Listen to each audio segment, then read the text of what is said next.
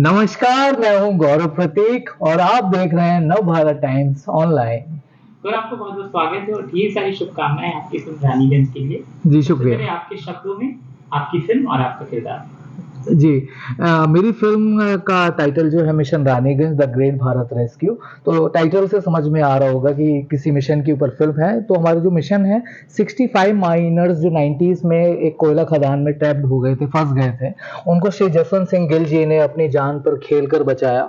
और इस फ़िल्म में मेरा जो किरदार है वो दिवाकर नाम के एक युवक का है जो जसवंत सिंह गिल जी के साथ चलता है। जो 90s में उनको जो सरकारी जीप मिलती है वो उसको ड्राइव करता है, उनको ड्राइव करके हर जगह लेके जाता है, उनके घर में रहता है, उनके साथ दिवाली सेलिब्रेट करता है। सो ये मेरा जो कैरेक्टर है वो पूरी फ़िल्म में थ्रू आउट है अक्षय सर के साथ। और कहीं न कहीं अक्षय सर मेरे एक बोले तो मैं जब छोटा था तो मैंने पहली फ़िल्म देखी थी वो मोहरा थी।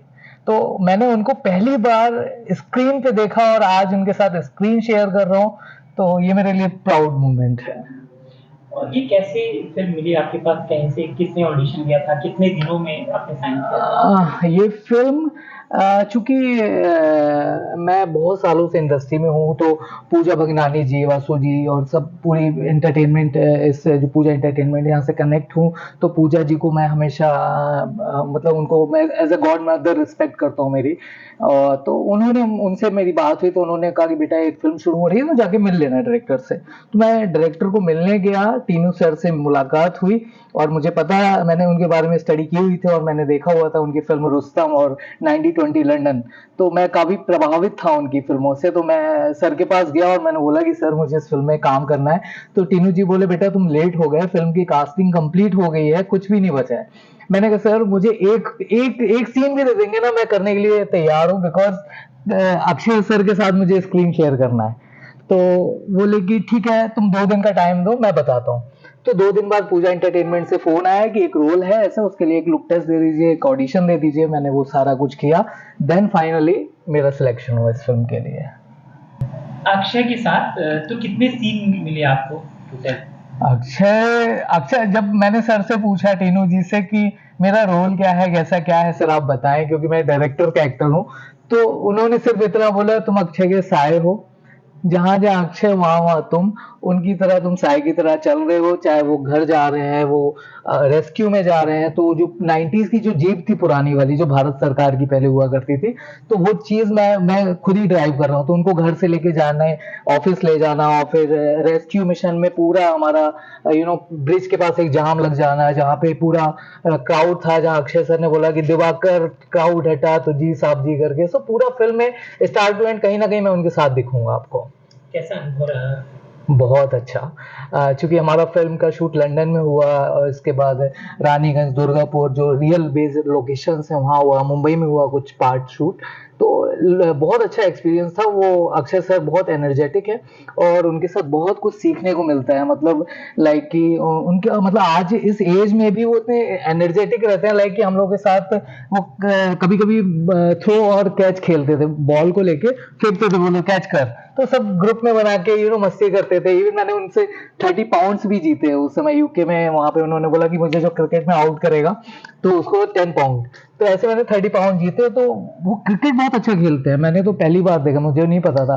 तो इस तरह के एक्सपीरियंस है और मैं तो 3-4 दिन तो उनसे बात भी नहीं कर पाया। वो एक ऑरा जो होता है ना, आपके सामने आते हैं, आप सोच रहे हैं कि क्या बातें होंगी और सर को मैं ये बोलूँगा, वो बोलूँगा। आज तो मेरी आवाज़ नहीं निकल रही, बस दूर से मैं देख रहा हूँ ये अक्षय कुमार, बस जस्ट सन्नाटा। ये हालत थी मेरी। और फिर जब मौका मिलता है तो मैं उनके पैर छू के उनसे आशीर्वाद लेता था कि सर ब्लेसिंग दीजिए मुझे, तो वो जीत रहे बेटा हाथ रख देते थे। सो या कितने साल शुरू होता है फिल्म? ये हमारी फ़िल्म जुलाई लास्ट ईयर शुरू हुई थी, 2022 जुलाई में शुरू की थी हमने फ़िल्म और ऑलमोस्ट 1.5 से 2 महीने हमारा लंदन में शूट हुआ, 15-20 दिन का हमारा रानीगंज दुर्गापुर में जो शूट हुआ, कुछ दिन हमारा बॉम्बे शूट हुआ। तो आई थिंक 3 महीने पकड़ लीजिए, 3 से 4 महीने हमारे शूट को लगे बिकॉज़ इसमें ना एक एक नॉर्म आम फ़िल्म नहीं है, चूँकि ये एक रेस्क्यू के ऊपर है। रेस्क्यू टाइम कम है, टाइम फ्रेम है 1 से 2 दिन 3 दिन का रेस्क्यू है। लेकिन इसमें जो आर्टिस्ट है ना, इतने सारे आर्टिस्ट हैं, इतना सारा क्राउड है, और जो 65 माइनर्स फंसे हैं उनकी फैमिली दिखाई गई है, और फिर वो उन सबको 90s का ड्रेस देना, उनका लुक्स देना, सबको गेटअप देना, मेकअप करना, काले कलर का मेकअप और अलग अलग तरह से, तो वो 90s के लुक को रियल लाना, और फिर जो हमारे प्रोडक्शन इतना अच्छा हुआ है, लाइक उसमें आप देखिए मोटरसाइकिल या जीप या हर चीज 90s की सारी यूज की गई। इवन हमारे शूज भी आप एक सीन में देखेंगे, अक्षय सर जा रहे हैं तो उनका बेल्ट बेल्ट में भी एजेस करके पुराना किया गया है, वो टच देने के लिए कि फिल्म रियल लगे, ऑथेंटिक लगे। जी।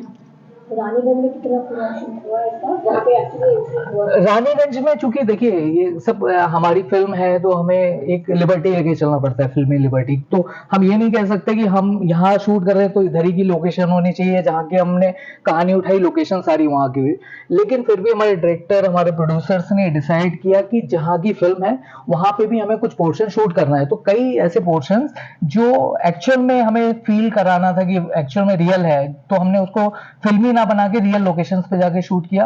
बाकी तो सेट लगे थे तो सेट पे किया हम लोगों ने शूट। तो रेस्क्यू पार्ट पूरा वहाँ पे शूट किया? रेस्क्यू कुछ लंदन में शूट किया, कुछ रानीगंज में शूट किया, कुछ बॉम्बे में शूट किया, क्योंकि वो अलग अलग तरीके से चीजें होती थी। जैसे बॉम्बे में कुछ जगह ब्रिज वगैरह का कुछ सेट लगाया तो वहां पे उस तरह से शूट किया, तो ये डायरेक्टर ने डिसाइड किया। लेकिन फिल्म आप देखेंगे तो आपको लगेगा एकदम रियल चीज है, क्योंकि जब हमारा जो कैप्सूल नीचे जाता था और ऊपर आता था किसी को बचा के, तो इवन रवि किशन जी, इसमें बहुत सारे आर्टिस्ट है, रवि किशन जी माइनर्स के रोल में है, सुधीर पांडे जी हैं, नत्था, बहुत सारे ऐसे आर्टिस्ट हैं जो माइनर्स का किरदार निभा रहे हैं। और वो लोग जब आ रहे थे ना तो बाहर आने के बाद उनको पानी डालते थे, ठंड में पानी डालते थे, फिर वो उससे निकलते थे कैप्सूल से कि वो गीले हैं, नीचे बाढ़ आई हुई है तो वो पूरे गीले होके बाहर निकल रहे हैं, तो इतना रियल बनाया गया फिल्म को।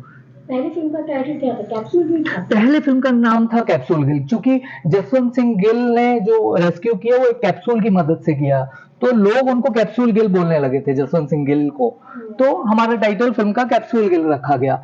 फिर मुझे अंदर की बातें नहीं पता, बस इतना पता चला कि बाद में उसको द ग्रेट इंडियन रेस्क्यू रखा गया। फिर फाइनली ये निकल के आया कि मिशन रानीगंज कहीं ना कहीं जो फिल्म की कहानी है और चरित्र है, किरदार है, उनके साथ ज्यादा इंसाफ होगा, तो मिशन रानीगंज और द ग्रेट भारत रेस्क्यू, तो नाम से ही आ रहा है कि भारत का एक ग्रेट रेस्क्यू जिसमें 65 माइनर्स को बचाया गया और उनको रक्षा पदक भी, सर्वोच्च रक्षा पदक के अवार्ड से भी सम्मानित किया गया था श्री जसवंत सिंह गिल जी को। तो कई लोग मुझे बोलते हैं कि भाई मैं आपके लिए फिल्म देखने जाऊंगा, तो मैं ये बोलता हूँ कि भाई मेरे लिए मत जाओ फिल्म देखने, एक उस वीर के लिए देखने जाओ जिसने 65 माइनर्स को ये पता नहीं था कि कहाँ पे हैं, कहाँ ट्रैप्ड हुए हैं। सभी ने बोल दिया था कि कोई नहीं बचने वाला इस जो 65 माइनर्स से कोई नहीं बचेगा, लेकिन वो फिल्म के डायलॉग में भी आता है कि अगर एक भी जान जिंदा है या बची हुई है तो हमारे इंतजार में, मैं उनको बचाऊंगा। पाया, लेकिन मैंने टीनू सर से डिस्कस किया, उन्होंने मुझे समझाया, चूंकि वो बहुत सालों से रिसर्च कर रहे थे स्टोरी पे और उन्होंने काफी कुछ देखा हुआ था, तो उनको मैंने पूछा है तो उन्होंने कहा सीधा साधा लड़का है, शांत लड़का है और सिर्फ उसके लिए साहब जी और कोई कुछ नहीं है, उसको किसी से मतलब नहीं है, वो सिर्फ साहब जी को फॉलो करता है अपने। तो फिर मैंने जसवंत जी को फॉलो किया एज अ दिवाकर। 2006, अभी ऑलमोस्ट मोर देन 15 साल से ऊपर टाइटल बोल चुके हैं। जी जी जी। तो अपनी जर्नी को कैसे देखते हो कि अभी फाइनली जाके तुमको इतनी बड़ी फिल्म मिली, जी जी छोटे रोल, हाँ मतलब जी जी जी। अपने आप को कैसे देखते हो? मैम कभी ऐसा हुआ था कि तुम हताश भी हुए थे? बहुत बार। और उनको तुमने हर तरीके का काम किया, छोटा रोल भी किया, सब किया, तो tell me about your journey Hindi में। जी, तो मैं 2006 में बॉम्बे आ गया था, इंजीनियरिंग कर रहा था, ड्रॉप आउट कर दिया इंजीनियरिंग। मुझे 2004 में गवर्नर अवार्ड मिला है श्री विष्णुकांत शास्त्री यूपी गवर्नर से। 2006 में मैं राष्ट्रपति पुरस्कार से सम्मानित हूँ, डॉक्टर एपीजे अब्दुल कलाम साहब ने मुझे राष्ट्रपति पुरस्कार दिया है। उसके पहले मैंने जिम्नास्टिक सीखी हुई है, सो आई नो जो टाइगर श्रॉफ है जिम्नास्टिक, आप देखते हो फॉर्म। मुझे, मैं भारत स्काउट एंड गाइड में जुड़ा हुआ था, सो भारत स्काउट एंड गाइड में आप जब स्कूल टाइम में होते हो ना छोटे, तब से आप जुड़ते हो, और वो जुड़ते जुड़ते एक जर्नी अगर आप कंटिन्यू करते हो तो कहीं ना कहीं आपको एक लेवल पे फिर वो कॉम्पिटिशन्स होते हैं, तो आपको पहले गवर्नर अवार्ड के लिए आपको एलिजिबल होना पड़ता है, जब वो मिलता है उसके बाद आपको प्रेसिडेंट अवार्ड के लिए आगे किया जाता है। तो ये कहते हैं ना समाज सेवा और अच्छे कामों के लिए और आप समाज को क्या दे सकते हैं, उसके लिए मुझे राष्ट्रपति पुरस्कार एपीजे अब्दुल कलाम साहब से मिला। तो बॉम्बे आने के बाद बहुत टफ था क्योंकि बैकग्राउंड नहीं था। मेरे फादर एक्सपायर हो गए थे बचपन में, छोटा था। मम्मी ने मुझे पाला, मेरी एक छोटी बहन है। तो हम लोगों ने मतलब बचपन से एक वो देखा है कि अकेले मतलब किस तरह से माँ ने सर्वाइव किया, एक माँ की हिम्मत, माँ की मेहनत। लेकिन मुझे ये था कि मुझे एक्टर बनना है, तो मम्मी को मैंने बोला, तो मम्मी ने कहा ठीक है चलो। मम्मी ने सपोर्ट किया कि चलो ठीक है, मेरे बेटे को करना है। तो वो आए बॉम्बे में, मुझे छोड़ा कि ठीक है करो। फिर मैंने यहाँ पे धीरे धीरे किया, चूंकि कोई गॉडफादर नहीं था, कोई बैकग्राउंड नहीं था, तो स्ट्रगल तो बहुत रहा। और पहले ये होता था कि भाई आप जिस रोल में बन गए तो सिर्फ आप जैसे आपने नेगेटिव कर लिया तो नेगेटिव ही मिलेगा, हीरो है तो हीरो ही मिल रहा है, हीरो का दोस्त बन गए। लेकिन अभी ये सिनेमा थोड़ा सा चेंज हो गया है ओटीटी के आने से। किसको मिला और किसने तुमको होप किया और किसने तुमको हताश किया? ऐसा कोई बंदा मिला ऐसा फिल्म मेकर और एनी गाइड जिसने तुमको होप किया कि बन सकते हो? एक मिनट में वो मन तो नहीं हुआ, क्योंकि चूंकि मैंने घर में पहला कौन मिला जो तुमको मिला कि होप किया तुमको कि करो? मैं ऐसा ऐसा किसी ने ये नहीं बोला कि करो, सबने यही बोला कि बेटा लगे रहो, तुम गुड लुकिंग हो, तुम्हें कोई थोड़ा सा सपोर्ट मिल जाए तो शायद तुम आगे निकल जाओगे, टैलेंटेड हो। तो इसी एक उम्मीद से कि शायद लोगों को एक विश्वास है, और कहते हैं ना किसी का वक्त जल्दी आता है, किसी का लेट आता है। तो जब करते करते चीजें नहीं हो रही थी तो मेरा मन बोलता था कि नहीं यार, तेरा वक्त शायद लेट लिखा है, लेकिन आएगा। जो लगा रहता है वो आता है कभी ना कभी, आज नहीं तो कल आएगा। तो उसी उम्मीद से लगा हूँ, घर वालों की ब्लेसिंग्स है। इसके बाद मैं अपनी कोशिश कर रहा हूँ बेस्ट। लेकिन वही है कि आपको जब तक कोई सपोर्ट नहीं करता, फिल्म इंडस्ट्री में मोस्टली बॉलीवुड में आपको कहीं ना कहीं रिलेशन होने चाहिए, कनेक्शन होने चाहिए, वो चीज़ें बहुत ज़रूरी, कैंप कैंप भी होना चाहिए ऑब्वियसली। लेकिन वही है, जब तक सपोर्ट नहीं है तब तक कुछ नहीं है। तो हम तो अपनी मेहनत से, अपनी हिम्मत से कोशिश कर रहे हैं कि कुछ अच्छा करें और समाज के लिए कुछ अच्छा दे पाएं। कुछ अपने आप को रखना यहाँ पे मेंटेनेंस है ना, living in Bombay is not easy. जी जी जी। वो financial I don't call struggle, challenge तुमने कैसे मैनेज हैंडल किया? तो 15 साल रहना मुंबई जी जी इतने बड़े बड़े रोल, छोटे छोटे रोल में दैट इज डेली वेज करना। जी जी जी जी। How do you manage yourself, how do you manage your lifestyle? Because एक इंडस्ट्री में यार एक लाइफस्टाइल मेंटेन, तुमने कैसे मैनेज किया अपने आप को? किस तरीके का काम करके भी मैनेज कि हम अच्छे से रह पाए? घर से थोड़ा सा सपोर्ट था कि जरूरत होगी तो घर वाले देते थे, नो डाउट। लेकिन मैं भी उनका मतलब ऐसा कभी नहीं करता था कि भाई घर से आ रहा है तो कुछ भी खर्च करो। बॉम्बे में कहते हैं ना कि आपको 1000 रुपए भी कम है और आपको लाख रुपए भी कम पड़ सकते हैं बॉम्बे में खर्च करने को एक दिन में, कोई बड़ी बात नहीं है। तो डिपेंड करता है हमारे ऊपर, हम किस तरह से खर्चे मैनेज करते हैं। फैमिली ने सपोर्ट किया, फैमिली को पता था कि ये फालतू खर्चा तो नहीं करेगा, तो मुझे जितनी जरूरत होती थी उतनी मैं मांगता था। बाकी मैं अपनी जो काम करता था या सीरियल्स किया, जो भी मैंने कभी मतलब काम को मना नहीं किया, काम किया तो अच्छा काम किया। रोल मैंने जो भी रोल चूज किए, कोई ऐसे नहीं किए कि यार कोई ये बोले कि यार क्या कर रहा है तू, कि मतलब मैं चाहता हूँ मैं आगे भी ऐसे काम करूँ कि परिवार और अपने लोगों के साथ बैठ के देख पाऊँ। मेरी बहन है, उसके छोटे बच्चे हैं, तो टीवी में देख के बोलते हैं मामू, गो मामा ऐसे करके बोलते हैं, गो मामा। तो मुझे लगता है कि मैं ऐसा काम करूंगा उनको प्राउड हो, कल को वो बच्चे सीखे नहीं कि अच्छा गो मामा ये काम कर रहे हैं, चलो हम भी ऐसा करते हैं। तो आप समाज को क्या मैसेज दे रहे हो, तो वो मैंने कोशिश की और काम ऐसे ही किया जिससे किसी को ठेस ना पहुंचे, और जो पैसा है उसको सेव किया, फालतू खर्चे नहीं किए, फालतू उड़ाया नहीं तो रास्ते बहुत हैं। तो बाकी संभाला कि भाई अपने आप को मैं मेंटेन कर पाऊँ, अपने जिम को प्रॉपर जिम में अपने आप को वर्कआउट करूँ, अपने ड्रेसेस पे ध्यान रखूँ, अपने कपड़ों पे, अपने थोड़ा सा मतलब थोड़ा तो मेंटेन करना जरूरी है। क्योंकि आप घर पे भले ही आप एक नमक रोटी खा के जाओ, बाहर आपको दिखना चाहिए कि भाई हाँ हीरो आया, कोई पर्सनैलिटी आई है, तो वो मेंटेन करना बहुत जरूरी है। और जो भी नए बच्चे आते हैं उनको मैं यही बोलूंगा कि भाई मेंटेन तो करना जरूरी है, और इस लाइन में आना चाहिए लोगों को। मैं गलत नहीं बोलता हूँ, लेकिन कहीं ना कहीं अपना एक थोड़ा सा साइड में पैकिंग करके आना चाहिए कि हाँ आपको लगे कि आप सरवाइव कर पाओ तभी आओ, नहीं तो लोग आके डिप्रेशन में चले जाते हैं, गलत कामों में पड़ जाते हैं, तो वो नहीं करना चाहिए। कभी कोई ऐसे, जैसे आपने कहा कि गलत कामों में पड़ जाते हैं, तो इंडस्ट्री में बहुत कुछ होता है, जैसे कोई लोग आपको आगे बढ़ने के लिए सहारा देते हैं और बात भी कहते हैं, तो कुछ लोग किसी तरह का शोषण भी करते हैं जी। और ऐसा भी अप्रोच करते हैं कि ये काम कर लो, जी, वो जी। काम कर लो, ऐसा कभी हुआ? हाँ, हुआ शुरू में कुछ इस तरह के आए मुझे रोल ऑफर हुए कि ये है थोड़ा-सा मतलब अश्लीलता थोड़ा-सा बताया कि इस तरह का ओपन होगा, ये होगा। मैंने कहा भाई ये सब करने नहीं आया, ठीक है, मुझे नहीं चाहिए ऐसे पैसे। बोले सर इतना पैसा मिलेगा आप कर लो। मैंने कहा ये काम नहीं करना है, चूँकि मैं एक परिवार से हूँ, अच्छे परिवार से हूँ और मेरा एक एम है, एक मोटो है फ़िल्म इंडस्ट्री में। ऐसा नहीं कि अभिनेता बनने के लिए आया, अभिनेता बनने के साथ-साथ मैं समाज को क्या दे रहा हूँ, वो भी मेरे लिए कहीं न कहीं इम्पोर्टेंट है। चूँकि मैं स्काउट एंड गाइड से जुड़ा हुआ था, तो कहीं न कहीं वो एक अंदर वो चीज़ें थी कि मैंने प्लेटफ़ॉर्म्स में जब स्काउट में था तो हमारे यहाँ कैंप लगते थे, पोलियो कैंप, तो उसमें मैं जाके पोलियो की दवाइयाँ पिलाता था जब मैं 13-14 साल का था। रेलवे में गर्मियों में पानी के कैंप लगते थे, तो उसमें मैं ग्लास में लोगों को, जो पैसेंजर होते थे ट्रेन्स के, उनको मैं, यात्रियों को पानी पिलाया। तो वो चीज़ कहीं न कहीं स्वच्छता अभियान में पार्टिसिपेट किया उस वक़्त कि ये सफाई होना चाहिए। तो वो चीज़ें मेरे अंदर शुरू से थी कि उन चीज़ों को मुझे ध्यान रखना है। तो मैंने मतलब अच्छी चीज़ों पे फ़ोकस किया और कभी कुछ ऐसे काम नहीं किए जिससे मेरे घरवालों को शर्मिंदा होना पड़े। और कभी नहीं चाहूँगा कि कभी कुछ मुझसे कभी कुछ मैं ऐसा कुछ करूँ कि कोई उँगली उठाए। हाँ, भूल-चूक हो जाती है सबसे, बाकी गौरव, फेम एक ऐसी चीज, मतलब सब विजिबिलिटी चाहते हैं कि दिखे, जाने लोग। जी। तुम अपना करियर में अपना काम करते जा रहे हो, अपना लाइफस्टाइल मेंटेन करते हो, बट जिस तरीके की विजिबिलिटी चाहिए, हर आर्टिस्ट अपने आप को देखना चाहता है अखबार में, बड़े फोटोग्राफ्स जी, हैं, जी।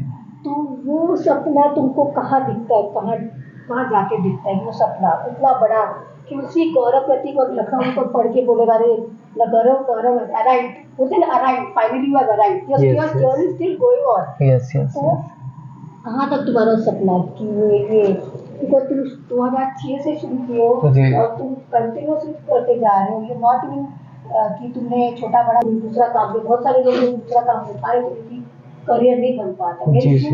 मैं नहीं गया मैम, मैंने कहा उस जर्नी की बात करो कि ये जर्नी जो तुम्हारी है, अभी ये विजिबिलिटी उस तरीके की नहीं मिली जो राइट। जी, जी, जी, जी। जहाँ से लोग देखेंगे कि हाँ वो गौरव है, ये पहचानेंगे लोग। तो वो उस सपने को तुम कहाँ तक पूरा तो कहाँ तक पहुँचा, मतलब where have you arrived when it comes to your dreams of being an actor and being known कि तुम नासिर चंद्र बड़े तो गौरव का प्रतीक है। जी, जी। इसके बात करो। हाँ, तो वही पॉइंट कि मैंने बोला ना, किसी का वक़्त जल्दी आता है, किसी का लेट आता है, तो शायद मेरा लेट लिखा है, लेकिन मैं इतना जानता हूँ कि मैं लगा रहूँगा और अपने आप को प्रूव करूँगा एक दिन। और आज आप लोगों का सपोर्ट है, नो डाउट आप लोगों के सपोर्ट से हम देखो, बड़े स्टार या फिर बड़े बैकग्राउंड वाले तो ईज़िली आ जाते हैं मीडिया में, लेकिन हम लोगों को सपोर्ट शायद आप जैसे ही न्यूज़ वाले और पत्रकार और लोग करते हैं, जिससे एक नया टैलेंट जो इतने सालों से शायद अंधेरे में था, वो आज पब्लिक के बीच में आएगा आप लोगों के माध्यम से। क्योंकि हमारी फ़िल्म में भी बहुत सारे आर्टिस्ट हैं, लेकिन आज आपने समझा मुझे इस काबिल कि चलो ठीक है, गौरव का इंटरव्यू किया जाए या इसको दिखाया जाए कि इसने भी इतनी ज़िंदगी में इतना स्ट्रगल किया, इतनी मेहनत की और आज एक अच्छी फ़िल्म का हिस्सा बना है। तो आप लोगों का सपोर्ट है और दूसरी बात, मैं अपनी मेहनत पूरी रखूँगा जारी और अपना बेस्ट दूँगा और मैं अपने आप को प्रूव करूँगा इसी इंडस्ट्री में, एज़ अ एक्टर करूँगा प्रूव। ऐसा मेरा टारगेट नहीं कि मुझे कास्टिंग डायरेक्टर बनना है या फिर प्रोडक्शन में जाना है या कुछ। हाँ, फ़िल्म प्रोड्यूस ज़रूर करूँगा, अच्छी फ़िल्में जो जिससे समाज को मैं अच्छे मैसेज दे सकूँ, ये मैं ज़रूर कोशिश करूँगा। इस तरह की अपॉर्चुनिटी आएगी और इन फ्यूचर करूँगा, लेकिन एज़ अ एक्टर मैं फ़िल्म इंडस्ट्री में डटा रहूँगा। अक्षय कुमार के साथ काम करने का सपना पूरा, और व्हाट इज योर नेक्स्ट, और कोई ऐसा मैम है कुछ प्रोजेक्ट हैं, जैसे कुछ बात चल रही है मेरे अच्छे डायरेक्टर से, अच्छे प्रोड्यूसर्स के साथ चल रही है, अच्छे कैंप्स की में बातें चल रही हैं। होपफुली पूजा एंटरटेनमेंट के साथ भी एक तो मैं नेक्स्ट प्रोजेक्ट में मेरी बात हुई है।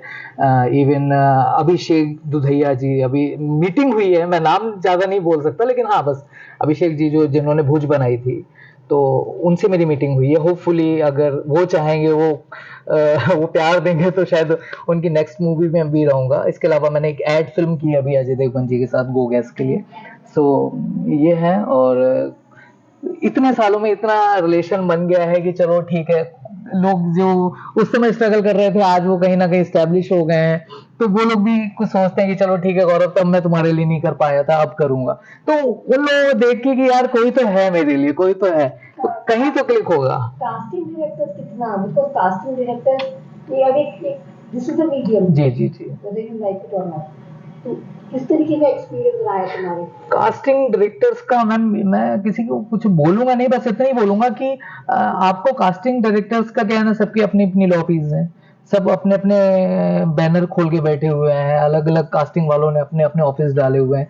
आप मैंने जो एक्सपीरियंस किया वो यही किया कि वहां जाओ, आपका नंबर नोट करा दो, अपना इंट्रोडक्शन दे दो और आ जाओ, और जाते रहो जाते रहो जाते रहो। शायद किसी कास्टिंग डायरेक्टर की नजर आप पे पड़ेगी, उसको लगेगा कि यार ये फिट हो रहा है, तो आपका नसीब खुल सकता है। तो अब कास्टिंग डायरेक्टर के थ्रू भी काम हो रहा है, बहुत काम हो रहा है आज ओटीटी और वेब सीरीज में, उन्हीं के थ्रू काम हो रहा है। लेकिन वही है कि आप कितना रीचेबल हो उनके साथ, या आपके कितने कनेक्शन है, वही ना कि वो शायद उनको जल्दी, कास्टिंग डायरेक्टर के लिए भी कनेक्शन चाहिए रहता है।